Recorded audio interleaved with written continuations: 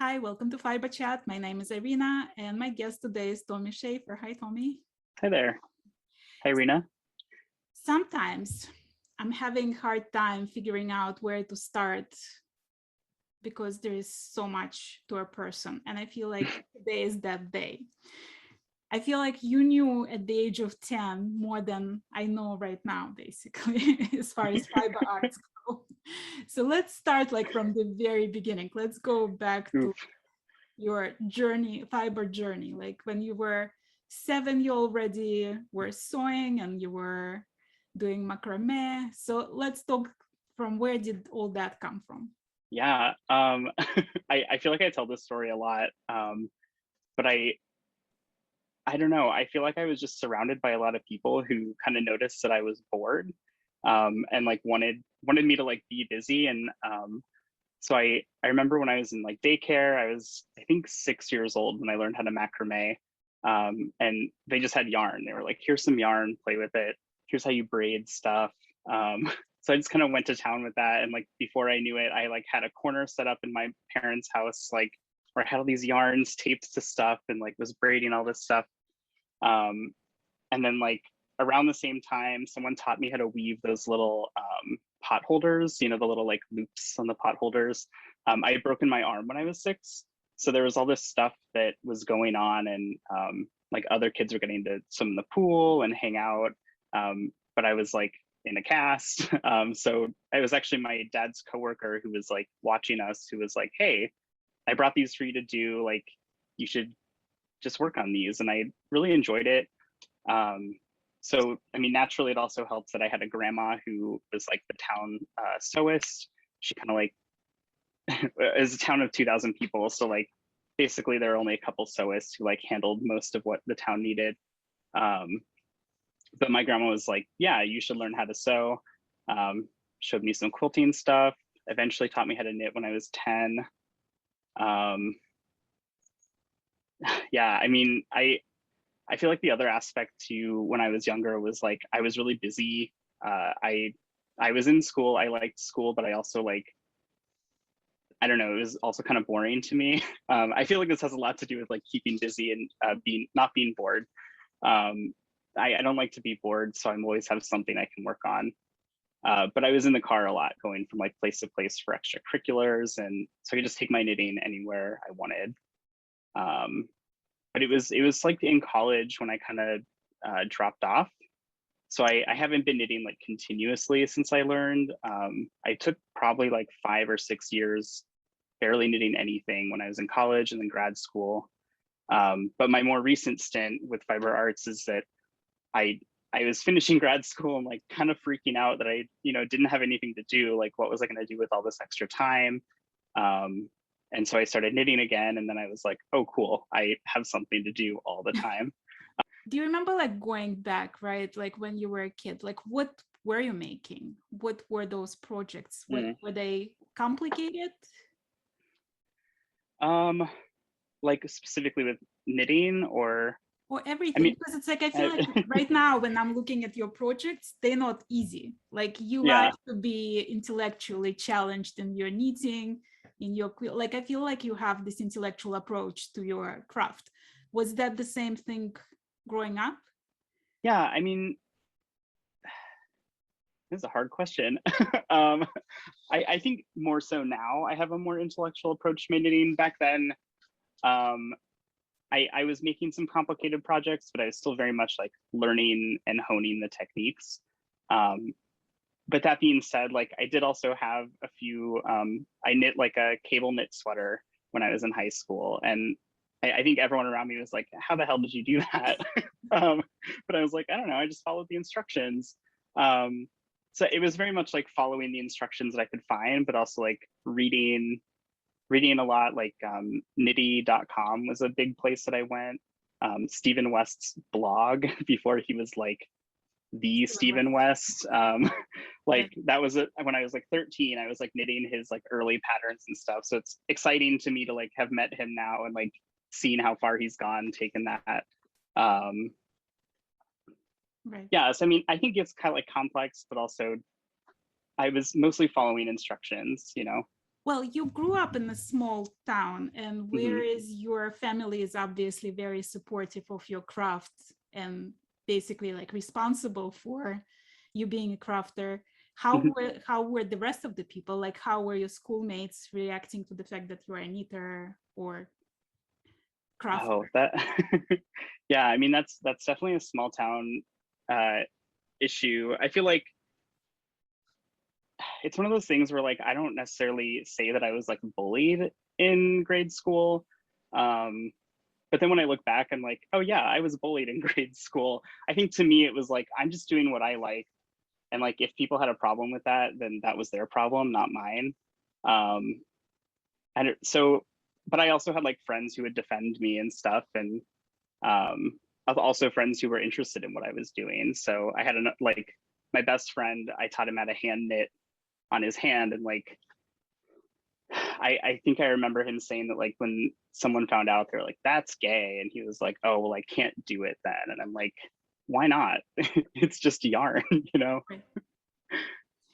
I mean, do you have this kind of issue now? Like, do people ever make those kinds of comments? Do they make you feel like you're not man enough because you're knitting? I mean, so I will stop you there. I don't really identify with manhood very much. Um, so when people say that, I kind of laugh at it now because I'm like, well, that's not really what I'm trying to achieve. That's not really who I am. Um, I don't know, like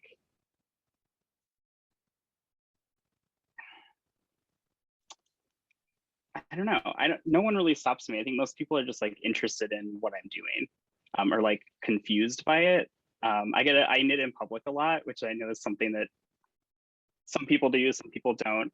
I knit in public a lot, and so like people will talk to me about it, but it's usually just like, oh, I love your colors, or like, oh, what are you making? And then when I pull up and I'm like, this, ballistic yoke sweater that doesn't make any sense and is really complicated, then people are like, oh, I'm like, yeah, Well, do you thanks. do you feel like you're knitting in public because you have to have your knitting with you everywhere, or do you feel like you are trying to make a statement by knitting in public that this is what you do, this is who you are, this is what you're comfortable with, and the world can either take notice or go on their way? I think it's kind of both.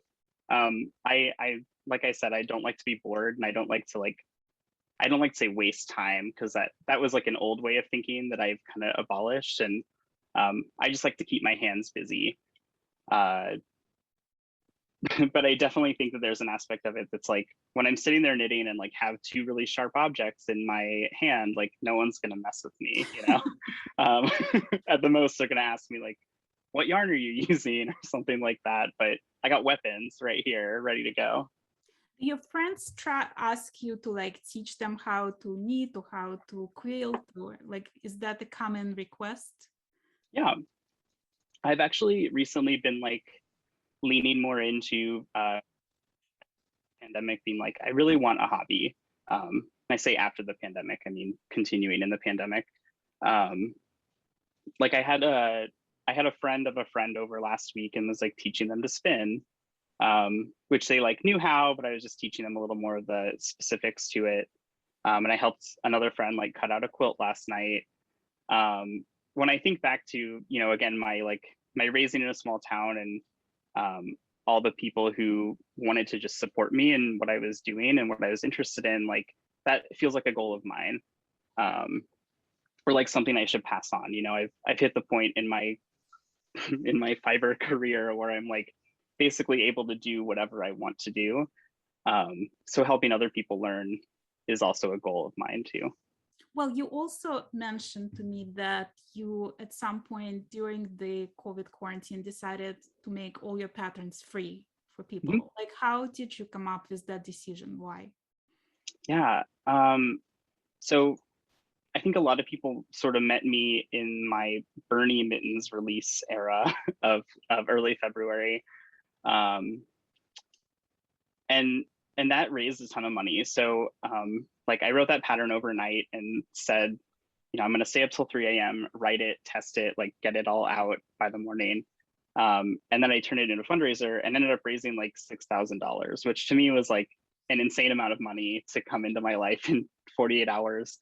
And after that, like my mom is a very savvy businesswoman. And so we were talking about it, and I was like, you know, going off of the mumbo jumbo of like taxes and you know, what my responsibilities were with this cash. And I just kind of, I got into it and I was like, I don't want to do this as a business. Like right off the bat, I said, you know, that's kind of cool.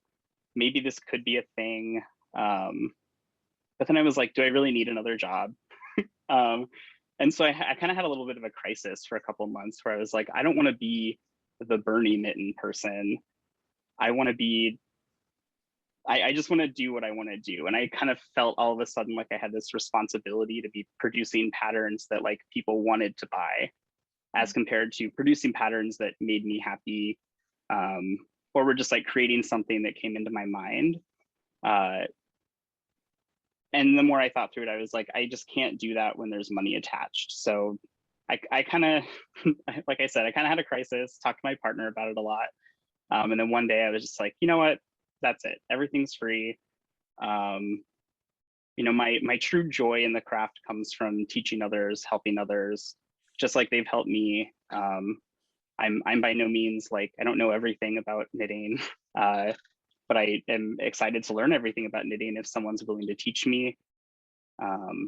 So I just wanted to be a part of that instead of a part of like the business end of it that didn't really appeal to me too much. Right. Have you ever considered career in teaching, like crafts? I think that might be like a later in life goal for me. I sort of have a career going already in epidemiology and like data stuff. And I have done some teaching. I do like it. I just don't, again, it's that like business aspect. Like, I don't know if I want to be paid to teach, because then I have a responsibility, right? To like teach it, teach it completely correctly or like to a standard. Whereas I'd rather just like hang out with people and have us like share ideas and bounce off thoughts and be like, hey, I know how to do that. Do you want to learn how to do that? I can show you. More of that community aspect. Right. Well, when you started designing, like publishing patterns, right? Was that ever like, did you think about the money aspect back then? Like, was it ever sort of an idea that you might turn it into a career? Yeah. It's been a long journey thinking through all of that. Right away, the first pattern I ever published was actually for a fundraiser as well. I used to run marathons and raise money for the Team to End AIDS. And so I had released a pattern that was my like first brioche pattern. And I was just charging like, I think $10 for it as like a donation. And then I also made it, I had tested it so many times, I had a bunch of different copies of it. So I was like, I'm gonna give away this hat as another fundraising aspect.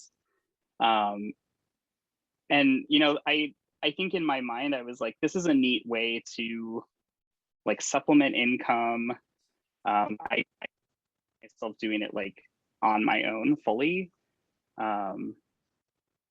But I did think it, like initially that this is a way I could make money or like, you know, just pay for some extra like fun stuff or whatever. But then when the pandemic happened, like my job got a lot more stressful.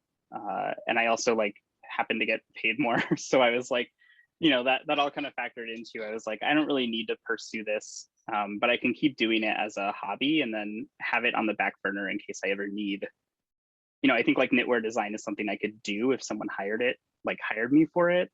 But I wouldn't want to go out on my own. Well, do you feel like, okay, I'm going to ask you a difficult question. Okay. Like if you thought the previous questions were difficult, do you feel like you're self-doubting yourself and that's why you're stopping yourself from charging money for your designs?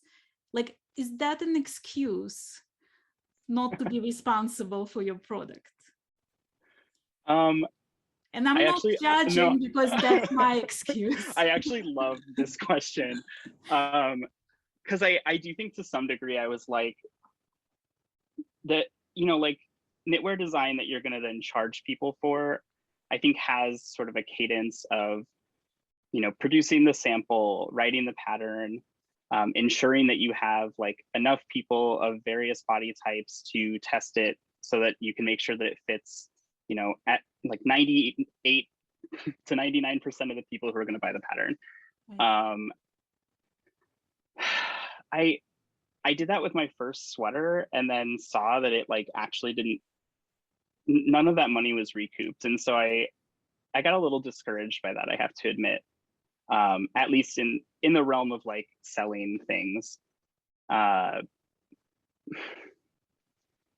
so when I made my second sweater pattern, I was like, I don't want to test this. I know that the math is right and like that the measurements will correspond to the math. And so I was like, I'm not going to test this. I'm just going to do a knit along and say, trust me. Like, I know that this is going to, I know that these are the sizes on the pattern that it's going to like occur if you follow the pattern correctly. So to me, that like allowed me to get more of my creative energy out and not just have it like simmering in this cycle of like ensuring its perfection to go out into the world. Like, I'm not interested in producing perfect things.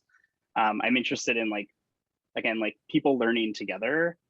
So when we just finished the 3-quincy cowl, which was for the last sweater, and like no one had any issues, and I was like, that's great. One But person, I at guess, that point, like, did you ask yourself, well, I should have just published it and like not doubted myself and just went like do all these like extra steps and have it as a I don't know, because I think there are people who will knit that sweater who might not have knit that sweater if they would have had to pay for it. And I know that that was a barrier for me when I was entering into fiber arts at a young age, was I simply had no money. And so like websites like Knitty were important to me because all their patterns were free and they were good patterns. So like I know, I don't think I doubt myself. Like I know that the pattern that I'm putting out is good. But it's ultimately that I just want people to have access and people to have the pattern. And I know that that didn't happen with my first sweater because it cost $8.50, I think. And I'm like, that's such a silly barrier to have between like my work and people's hands. And I didn't want that barrier anymore. I mean, it's also like there is this whole question of like, is $8.50 even covers the time Yeah, you spend and effort you spend? I mean, you know, unless it sells like hundreds of thousands of things, like you can go to work and make that in a couple hours and yeah. you know, so it's like it's hard decision there also. It's, yeah, I know it's like a complicated topic because I've always said like I certainly am not mad at anyone who charges money for their patterns. If that's what you want to do, that's what you want to do. But I did notice that like one, the money aspect just like slowed down my whole creative process, really like tormented me mentally. And since I've not done that, I feel like I've been able to produce more things that I'm really happy with. But then like another question, you mentioned that you have this ambition of publishing a book with your designs. How is that like balances out? Because on one hand, you don't want to be bothered by like all the tech editing of your patterns, but on the other hand, you want the recognition for your job, for your work, and like to have it published, right? How does that balance in your mind? It doesn't, honestly. I think when I said that, I really meant like published in sort of someone else's book. Like I'd like to be included in a compilation or something. If I were to produce like my own book, I would likely just produce it and also put it out for free. I think they're just like, if other people want to like use my work to sell something, then that's okay. I just kind of I can't like have my hands in the money pit with the pattern. Right. So let's talk about your other hobbies. So Sure. knitting is just like a part of you, but then there is natural yarn dyeing. How did you get into natural yarn dyeing versus yarn dyeing? Like, what was that process like? Yeah. I should say like, I always give the caveat that like, I've been doing these things since I was in the single digits. Thanks to, again, people who just like let me do wild things. But I did some of the first like stuff that I ever dyed was with Kool-Aid, which I think a lot of people do, like in the microwave with vinegar. I have a couple shawls made out of those hand spuns, but with natural dyeing, like, you know, that's another aspect of where I grew up. I learned how to spin at a historic village that I grew up 1 mile from. So I was there quite a bit.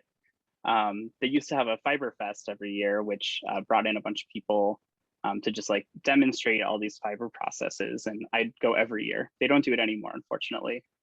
And so one of those things was that they would do natural dyeing demonstrations. And I didn't quite understand it back then because they were doing it in this like huge cauldron. And I was like, that's, who has space for a huge cauldron like that?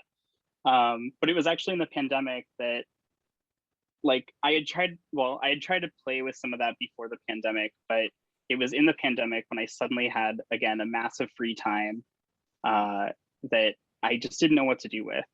And I wasn't sure how to make myself go outside too. So when I started like gathering some just stuff around the neighborhood, like leaves, and there are a few plants I knew, like Queen Anne's lace is one that I know I can get a yellow from. And then actually it was the local plant conservatory in Chicago, the Garfield Conservatory, that had a plant dyeing lecture that was supposed to be in person, and it was canceled because of the pandemic. But Katie Voda, who was the instructor for that, actually had it on Zoom instead. So in 2 hours, she kind of just like laid out the whole framework of like how to take any plant and see if it, you know, has dye, if you can use it for dye, and then like talk through what some of the plants were we had locally around us, and then the processes for you know, extracting certain dyes and getting certain colors and then adjusting them with acids and bases and stuff. And so I just kind of took off from there, like having a good base recipe, which I'm happy to share with anyone. So if you just want to email me, I'll let you know.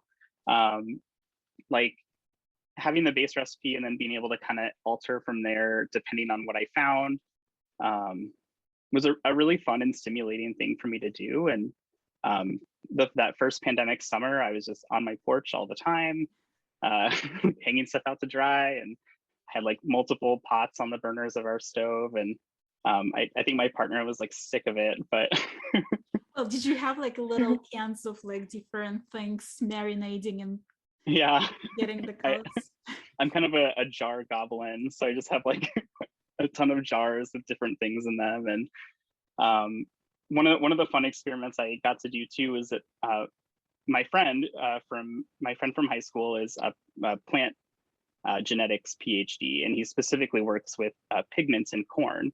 So he actually gave me some of his, and I ran some tests to see like what the range of colors I could get on wool, like various wools and cottons were. And I still have more of that corn that I need to figure out what to do with. But so did you manage to do the whole rainbow, because you were working like the idea I did to do the rainbow, right? Yeah. What I was did. the most difficult color to get? Ooh. So I think green is probably the most difficult color to get, mainly because I don't really know a good like plant that gives a green right off the bat other than like logwood. But that green is still kind of like a murky olive green. Like a good bright green, you really have to mix some kind of yellow with some kind of indigo dye. So either indigo or weld. Is it weld? No, woad. Woad. You can mix weld and woad to get green because weld is a yellow, but green is the hardest by far. Have you done acid dyes as well? I haven't very much. I've used some like RIT, like just the standard like RIT workhorse dye, but I haven't really played too much with like jacquard dyes or anything. Something about the natural dyeing processes and like the chemistry that I understood behind it is more stimulating and interesting to me than just like throwing on a color. And I know that that's not like how it actually works. But just like having a plant and then sort of being like, how can I get a color out of this versus saying, here's a color, how do I apply it to the wool? Like they're different questions. And the natural dyeing part of it is a lot more interesting to me than acid dyes. Right. So you also mentioned that you like spinning from a single fleece and then turning it into the finished object with dyeing in the middle of it. So basically going from sheep to sweater every step of the way. How long does something like that take? I will say it varies. The first time I did that, which was that was one of my like pandemic successes, was I had this alpaca fleece that I actually got when I was in high school from an alpaca farm in my hometown. And it had been sitting in my parents' basement for a very long time. And I just kept thinking about it and thinking about it and thinking about it. And I finally had access to a drum carder from my another one of my friends in Chicago. And I was like, let me come over and just card out this whole like 5-pound fleece. So I went over to her house and did that. And I was like, you know what, I could totally just spin this into a single thing. And then I, just went for it. So the process of spinning all of that, I think, took a few weeks. And then it was like, I ended up knitting the Weekender by Andrea Mowry. And I mean, I think I was so excited to be knitting it that it only took me like 12 days to knit it. Right. But then you take the time of like thinking through the whole process over 15 years from the day I got the fleece. So I'm not sure how you measure that, but. So when it comes to like spinning, do you have a favorite fiber? Ooh. I don't think I do. I have a hard time with favorites always because, every fiber has its own loveliness for what it is. And I mean, obviously, I think like most spinners, I like to spin longer staple length fibers. So I do really like Romney. I had a Romney fleece I was working with for a while. Just because it's like very crinkly and like has a lot of fluff to it. Right. Yeah, we'll just go with Romney. I think I really did like spinning that one. So when you decide, like you wake up in the morning or you come from work and you decide what you're gonna entertain yourself with today, how do you juggle between all of those? Like, how do you decide between, are you gonna quilt today, are you gonna spin today, are you gonna dye today, are you gonna knit today? I think this is another one of those times when my partner would say I just pace around the house until I finally sit down and say, oh, this is what's in front of me, I'm gonna work on it. I like to prioritize things. So like right now I have a huge list of all the different like projects I have going on and like what needs done next. So I think I just generally either pace around, have anxiety about what I'm going to do and what's going to feel good, or I just say like, what do I just feel like I really want to be doing? Like right now I'm on a quilting kick, but I also know that I don't want to spend too much more time in my office for a week or so. So I'm probably going to knit more on the couch. It's also, it's a little based on like where I am or what I'm going to be doing alongside it. So we have like a movie club we do every week and I end up knitting during that and stuff. Does that list that you have of the like things you have to accomplish, does that make you feel more relaxed or does that list stress you out? It makes me feel relaxed because I have it all written down. If it's all in my head, that tends to stress me out a lot. I think I was saying this yesterday, I actually really like arbitrary deadlines. So telling myself like, this is the day you have to have this done. Or like, this is the day you should have this done, can help me like actually finish stuff.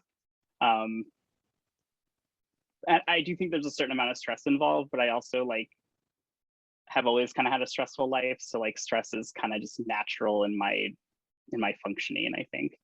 There's like good stress and bad stress. Work Well, stress, bad stress, yarn stress, good stress. I mean, do you feel like you specifically putting yourself in the adrenaline rush by having so many hobbies within the fine arts? Yeah, I think sometimes, yeah. Um, I had a I just finished a quilt that my mother commissioned for a friend, and I told her, I was like, yeah, I think I can fit this in between like X, Y, Z. If I put it in this time frame and like only work on that. And she was like, I was like, I'm just kind of really busy. And she's like, but that's how you like it, right?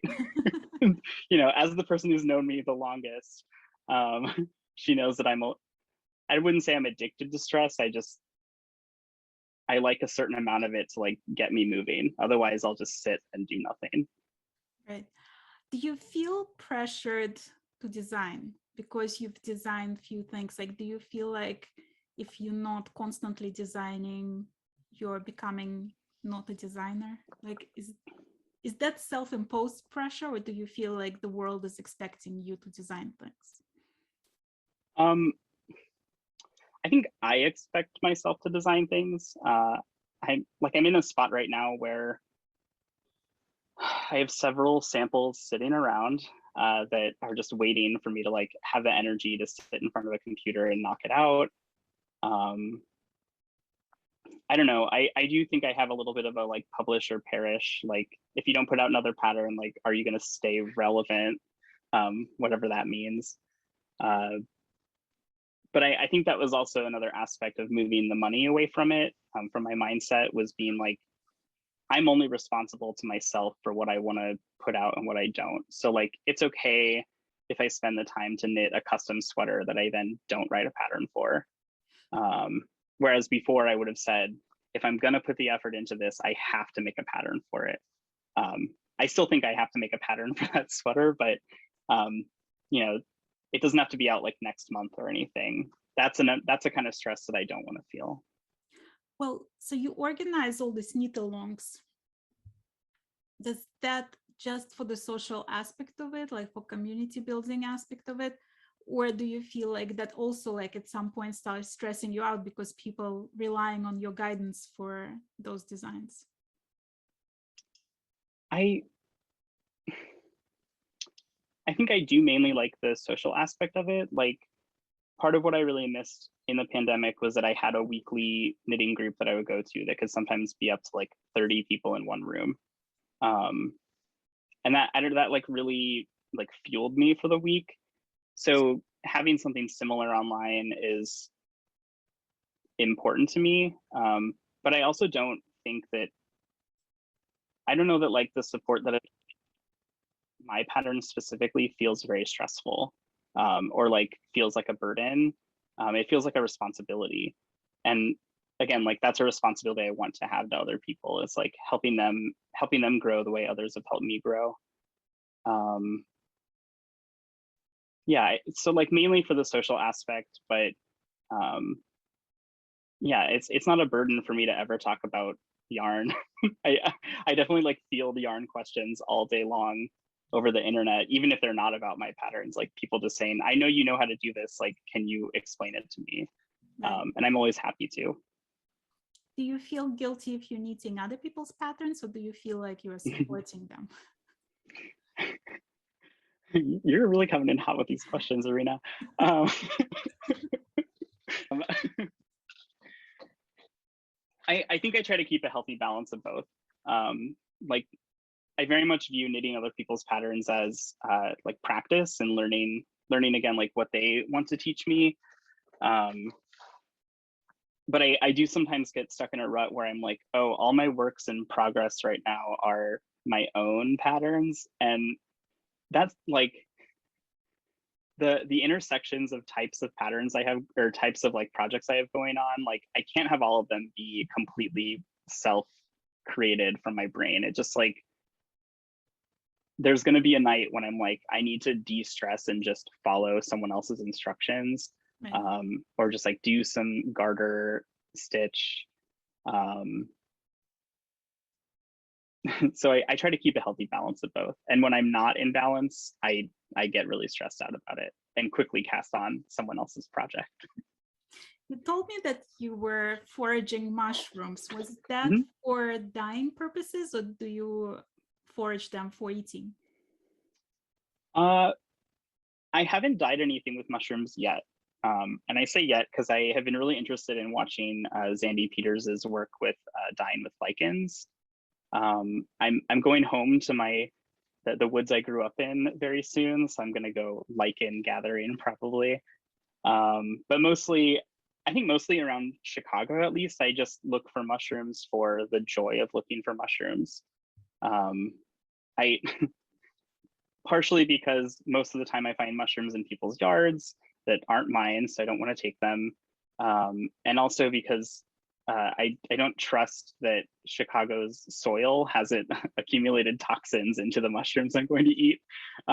So unless it's like fully on a tree or something, I'm like probably not gonna eat it. But yeah, mostly just that's another like pandemic thing that I got into, is just walking around and like checking up on my local mushroom friends. Like once you find one, you know that you're gonna find it there again. It doesn't move.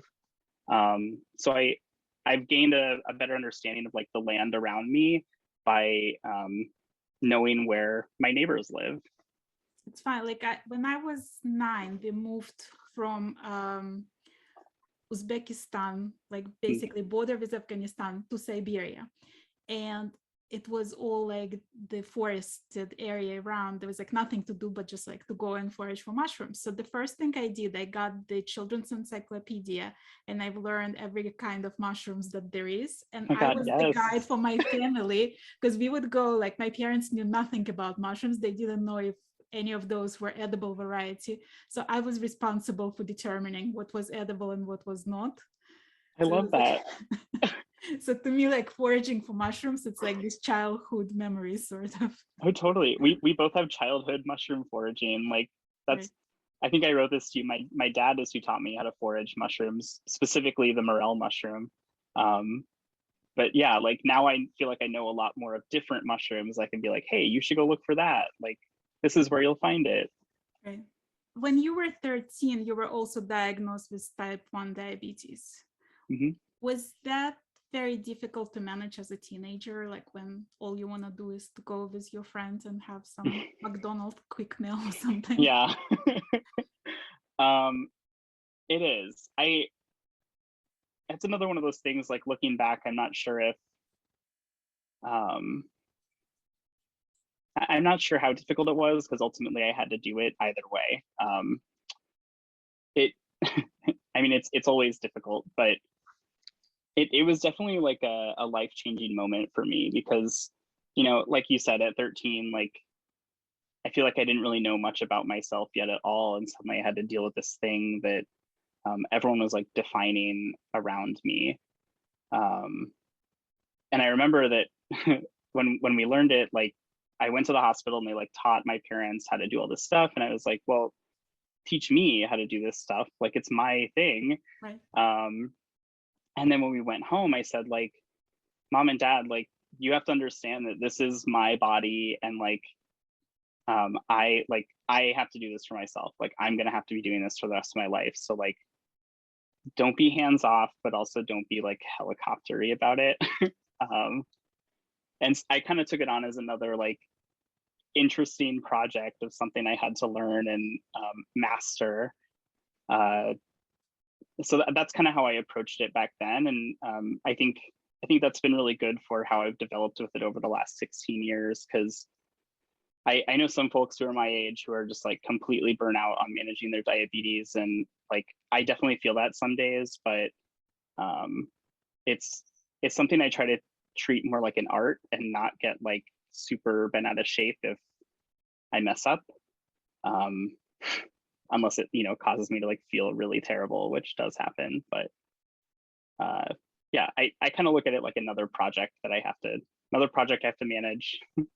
Well, I mean, you mentioned your love of cooking, but is that basically the necessary evil? Like that, did that come from your like dealing with diabetes, or did you cook before that? Like, Yeah, that's a good question because I kind of sometimes don't have a great memory of what my life was like before I had diabetes, just because of how young I was.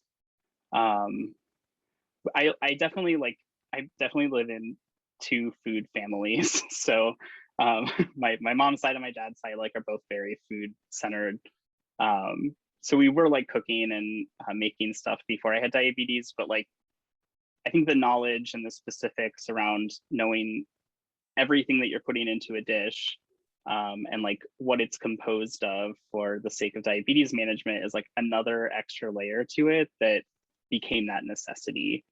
So now when I'm cooking, like I do think about like, you know, what am I putting in? How is it going to affect my blood sugar? Or like, can I make a better ingredient choice that will affect my blood sugar less? Do you ever make really bad choices, like knowingly that it's bad for Yeah. you, but you just want to have it? I mean, I think that's I think that's an aspect of like treating diabetes like an art. So I don't tell my endocrinologist I said this, but I just I get really hung up on the idea that like chronic illness is a manageable thing. Because when I actually look at like real life, I say, how much of my everyday life am I putting into managing this thing so that I can just continue living? Which is kind of a hard thing for people without chronic illness to understand. Where like, I know I'm doing this today and I know tomorrow I'm gonna wake up and have to do it all over again. And so like, I try to not worry too much about my choices because I ultimately do have the capability of managing with an insulin pump. That's a privilege that I have. So I usually am able to manage my blood sugar depending on whatever food I want to eat. So like, but I am a person that I'm like, I know what's good for me and I know what's bad for me. And sometimes I love to just be like, I'm doing something bad. Like, I think we all do, right? Well, do you ever like spoil yourself with yarn versus food? Like, do you balance it for yourself? Like, is that part of the same equation? I think most people around me would say that I spoil myself in any way that I want to, whenever, which may just be the life of an artiste. But I just, do you consider yourself an artist, or do you consider yourself a scientist? Because like you have like serious daytime job, and then you're coming home and you like this free flowing fiber artist going between different fields. Like where, if you introduce yourself to somebody new, would you introduce yourself as epidemiologist, or would you introduce yourself as a fiber artist? I think I straddle the line depending on the context. If it's just a totally like new person, I probably honestly wouldn't talk about my job at all, unless it came up and was relevant. I think you can be both. That's how I feel. I don't really want like I don't believe in false binaries or anything like that. So like I can be a scientist and an artist, just different parts of the day. I'm still bringing an artistic perspective to the science that I'm doing on a day-to-day basis. And I'm sometimes bringing a scientific perspective to the fiber arts I'm doing. So like having a balance of both, I think is important. The people at Yeah. work know that you are a fiber artist? Like, Oh does yeah. everybody know that you need? Big time. It's definitely been like I feel like more people know now that we've all been working from home because like this is my Zoom background. I sit here for work every day. And I think we all at work interact more on like the internet instead of like going out after work and stuff like that. But yeah, I'd say most people do. Yeah. Talking of And Zoom background, so during COVID, my son moved in for a few months, and he works at YouTube at Google, okay. and that was his background. Nice. So every single person was like, "What is going on the back there?" And Like, like, where's my all that mother is a yarn? YouTuber. So that was funny. I think it makes more sense with you probably than it was with him, but yeah, Zoom is a funny place. I still definitely get some questions when I'm like zooming with a new person and they're like, where are you? um, like, what is this cave you live in full of yarn? Well, talking of cave full of yarn, how do you control that beautiful background of yours? Like, how do you buy yarn? Are you very disciplined in buying yarn? Do you buy for specific projects? Do you buy whatever looks pretty? I think I tend to fall into the buy whatever looks pretty camp. Um, I I don't like to buy for specific projects because I tend to be really inspired by material itself. So like having a well-stocked stash where I can just kind of like, oh, grab a little of this, grab a little of that, and be like, maybe this is going to be this, and then that's kind of my process. So when the local yarn store I go to all the time, Knit One was open, or like before the pandemic, and I could just go in anytime. I would go in there and just kind of like run my hand along the yarn and be like, what is inspiring me? But I can't do that anymore. So I definitely I've bought more yarn just like on spec, or like because I thought it was pretty or liked the fiber content, or it like supported a fundraiser or something. If you see yarn, like let's say your favorite yarn dyer, you see the color that you like. Do you buy one skein, two skeins, three skeins, four skeins? Like, how do you decide on the quantity of that yarn? I really don't tend to buy sweater quantities.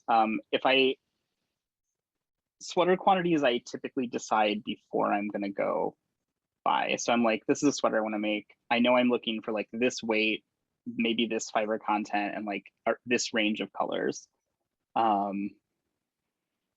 I buy a ton of like little single skeins, and that's why I think a lot of my designs are like multiple colors mixed together, because that's kind of a lot of the fun I get in designing. But yeah, I think I usually just buy one. Sometimes if I like it enough, I'm like, we'll get two. Like I know the general yardage amounts I need for stuff, so I'm like, if I get two, I can make sure I can use this as like a sweater yoke.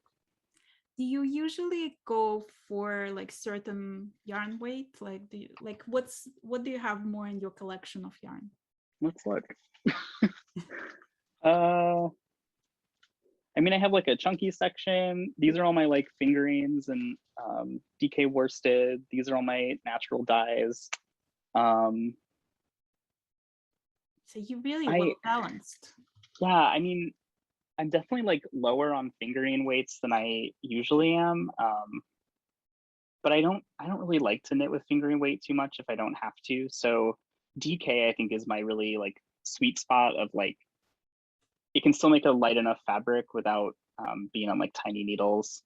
But then when I get up to like worsted and stuff, I'm like, yeah, it's a little too chunky. You mentioned that you have a lot of work in progress projects there, right? Mm-hmm.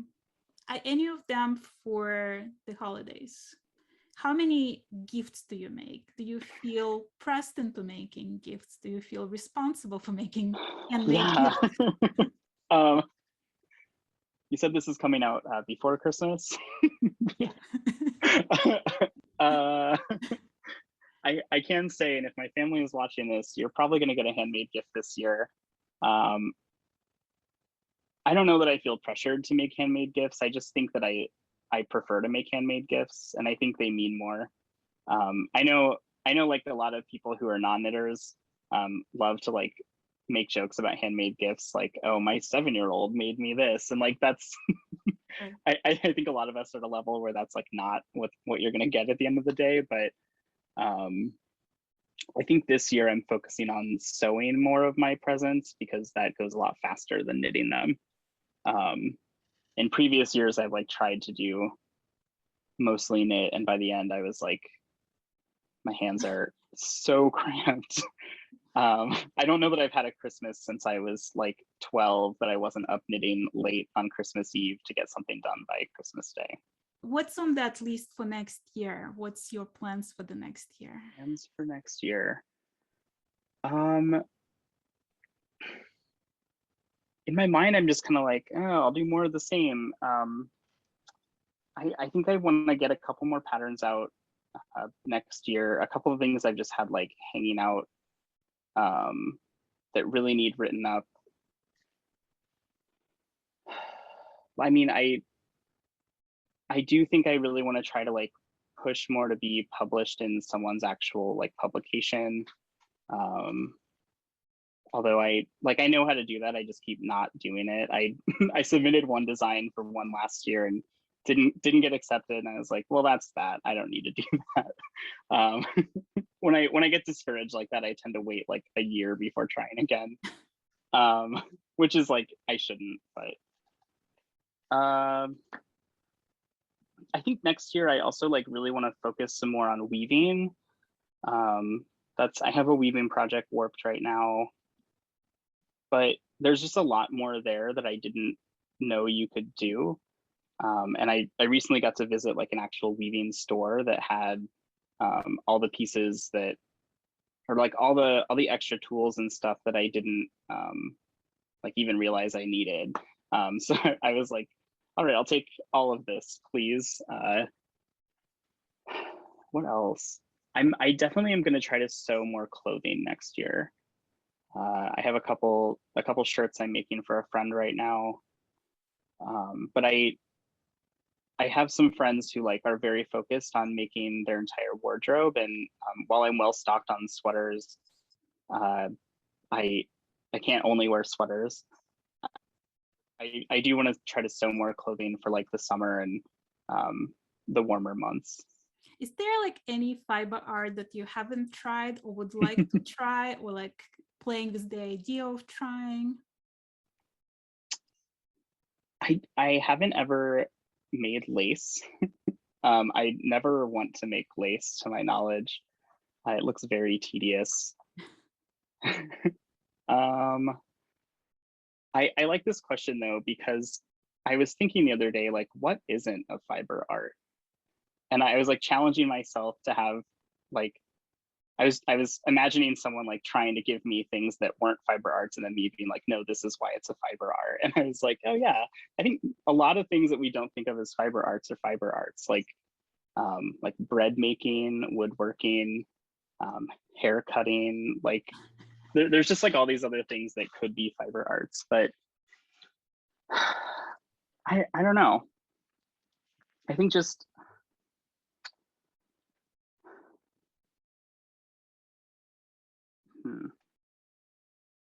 if there is a fiber art I haven't tried, and anyone wants to sound off in the comments about what it is, maybe I'll try it. We'll see. Right. Well, for me, it's tatting. Like that really just fascinates me. I don't know. It's like it seems absolutely impossible, and I can't wrap my mind around like how it's even doable. So it really is sort of on my back burner list of things to try while I'm still alive. Is it just like tiny crochet tatting? Well, it's sort of like you have spools and you like throw them around, and it's suddenly there is this very intricate lace under your hands. So. Okay. Yeah, that sounds miserable to me.